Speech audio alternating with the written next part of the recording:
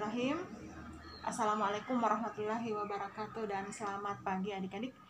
Jadi hari ini kita akan kembali melanjutkan materi kita untuk mata kuliah Statistika Dasar.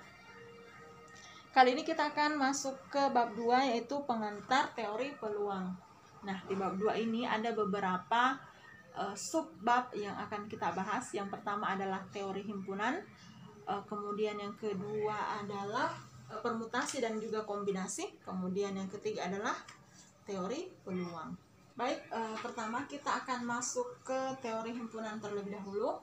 Jadi mungkin materi ini tidak begitu asing bagi adik-adik ya, karena ini hanyalah materi pengulangan dari apa yang sudah adik-adik dapatkan di jenjang SMP maupun SMA. Nah, jadi himpunan adalah kumpulan sejumlah benda atau objek yang didefinisikan dengan jelas.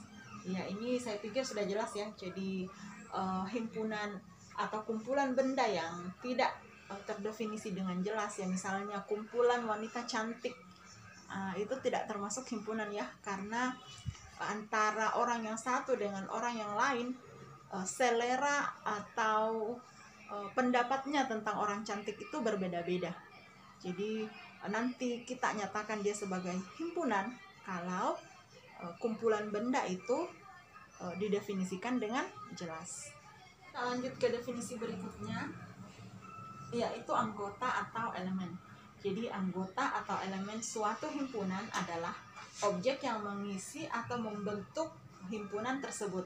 Jadi misalkan kita punya himpunan A, di mana himpunan A itu adalah himpunan bilangan asli. Jadi 5 itu ya kita tuliskan adalah elemen bilangan asli, atau yang seperti ini, 5 adalah elemen himpunan A. Gitu ya. Kemudian definisi berikutnya, himpunan dinyatakan dengan huruf kapital, sedangkan anggotanya dinyatakan dengan huruf kecil. Ini sudah jelas ya. Jadi misalkan ini A, AA ini adalah himpunan. Jadi kalau misalnya A ini isinya, kita tuliskan misalnya A, B, C, D. Ya, seperti itu. Ya, jadi huruf-huruf kecil adalah kita nyatakan sebagai anggota atau elemen dari himpunan A. Kemudian yang berikutnya, jika untuk setiap anggota himpunan A juga adalah anggota himpunan B, maka kita katakan A adalah himpunan bagian dari B. Ditulis seperti ini, A adalah himpunan bagian dari B, atau disingkat A adalah subset B, atau lebih singkat lagi A subset B. Baik adik-adik, kita masuk ke bagian kedua, yaitu cara menyatakan himpunan. Ya, cara menyatakan himpunan ini yaitu pada umumnya terbagi dua, yaitu cara daftar dan juga cara kaidah. Nah, cara daftar itu yang seperti apa? Yaitu dengan cara menyatakan semua anggota-anggotanya. Misalkan ada himpunan A. Ya, ada himpunan A yang menyatakan atau yang di mana elemen-elemennya itu berisi bilangan 1 sampai 5 gitu. Jadi kita tuliskan semua 1, 2, 3, 4 dan 5. Nah, tentu cara ini kurang praktis ya kalau misalnya himpunannya elemennya sedikit seperti ini ya enggak masalah, tapi kalau misalnya isinya banyak atau elemennya ada banyak, tentu kurang praktis. Jadi kita ke cara kaidah. Cara kaidah ini menyempurnakan kekurangan dari cara daftar. Ya, cara kaidah itu yang seperti apa ya? Jadi kita sebutkan saja kaidahnya. Misalnya saya mau menyatakan himpunan A ini dengan cara kaidah, boleh. Ya, jadi kita katakan X. Nah, di mana X itu elemen bilangan asli ya.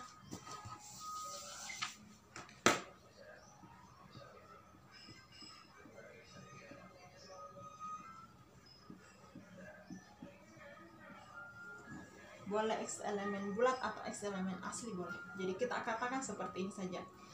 Jadi himpunan A adalah semua X di mana X itu antara 1 sampai 5 1 itu termasuk, 5 juga termasuk. Atau kita katakan lebih praktisnya seperti ini. A itu adalah himpunan semua X, di mana X itu 1 sampai 5, dan X itu adalah elemen bilangan bulat. Baik adik-adik, kita lanjut ke bagian ketiga. Kita diperkenalkan dengan istilah himpunan semesta dan himpunan kosong. Jadi himpunan semesta adalah himpunan yang memuat semua objek yang dibicarakan. Biasanya disimbolkan dengan simbol S. Ya, ini saya pikir adik-adik sudah paham ya yang mana itu himpunan semesta. Jadi misalnya ada 2 himpunan. Himpunan A itu adalah himpunan bilangan ganjil. Kemudian himpunan B adalah himpunan bilangan genap.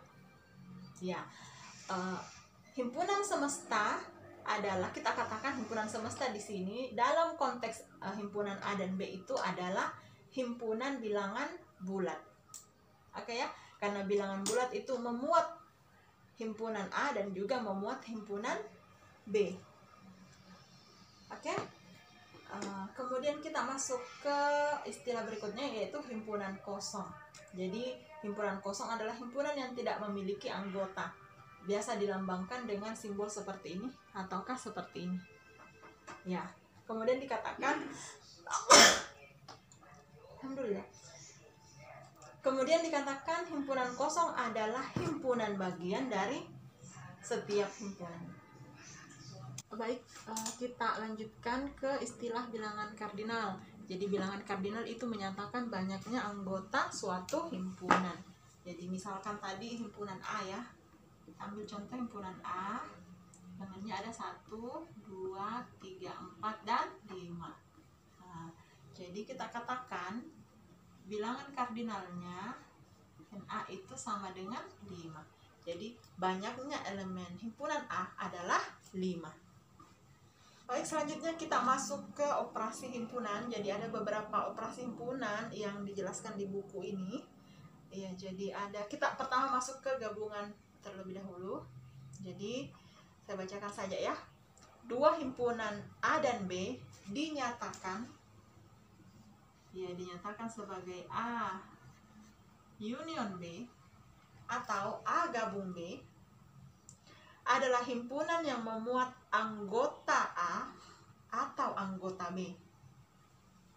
Ya, jadi A gabung B itu adalah himpunan yang memuat anggota A atau anggota B. Jadi misalnya begini.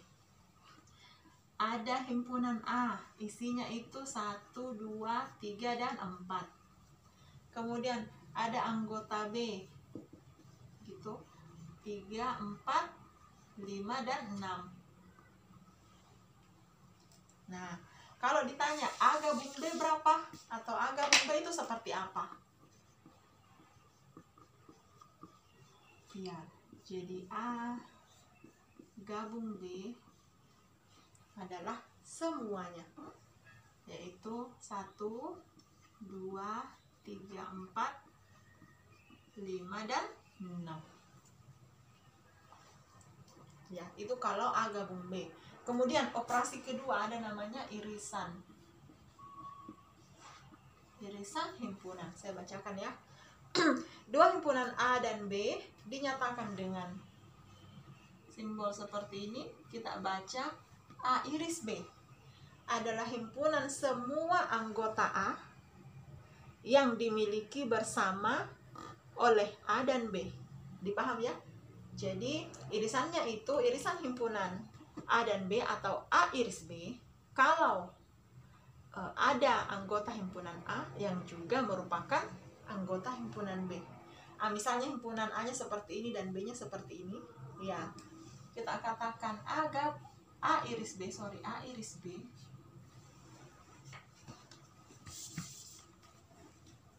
Ya, A iris B itu sama dengan, ya, yang mana yang sama di sini, yaitu 3 dan 4.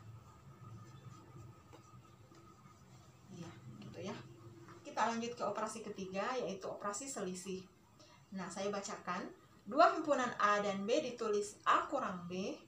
Ya, A kurang B adalah himpunan dari semua anggota A yang tidak termasuk dalam B. Ya, misalnya tadi himpunan A-nya, saya tulis kembali ya. 1, 2, 3, 4. Kemudian himpunan B 3, 4, 5, 6. Iya. Jadi A kurang B. Ya. Semua himpunan A yang tidak termasuk di B berarti 1 dan 2. Oke, selanjutnya kita ke operasi komplement. Nah, untuk komplement saya bacakan ya. Komplement dari himpunan A dituliskan dengan notasi A. Komplement adalah himpunan yang memuat semua anggota S yang tidak dimiliki oleh A. Ya, jadi misalkan ada himpunan S, ya,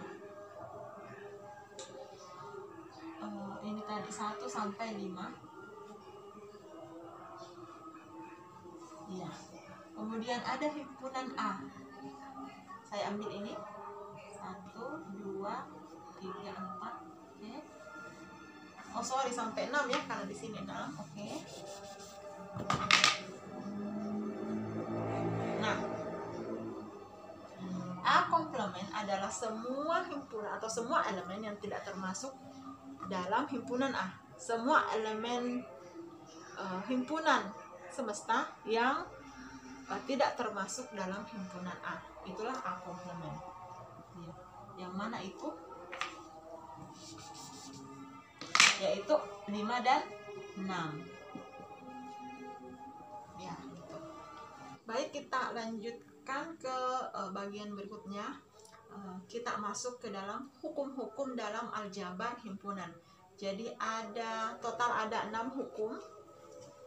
Jadi yang pertama ada namanya hukum idempoten.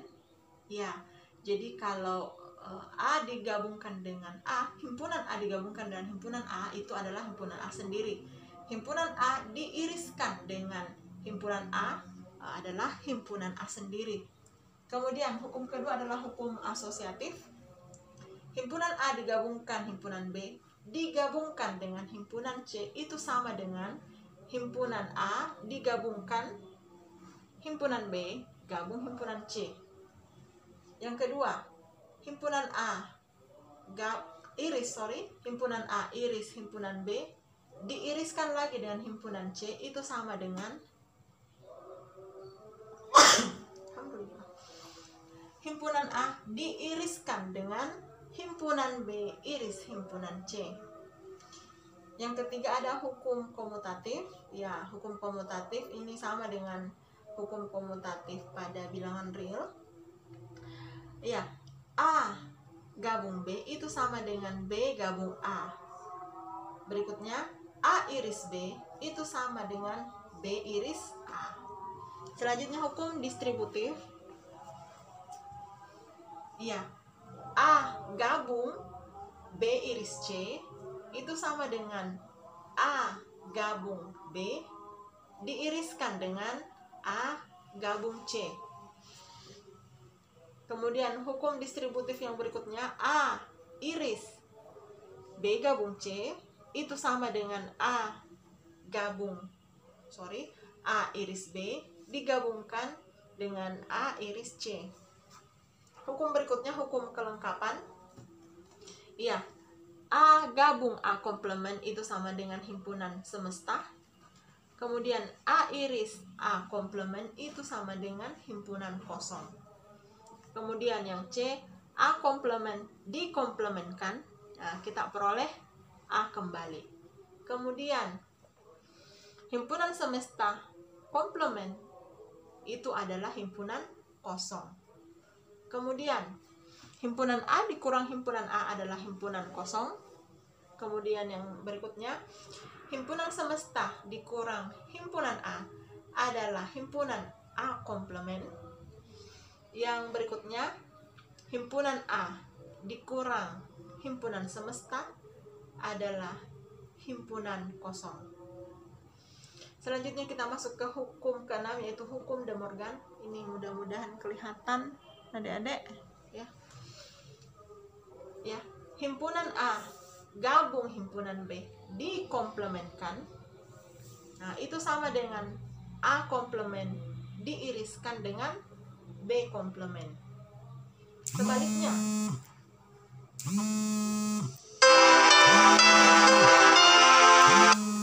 Sebaliknya, A iris B komplement itu sama dengan A komplement digabungkan dengan B komplement.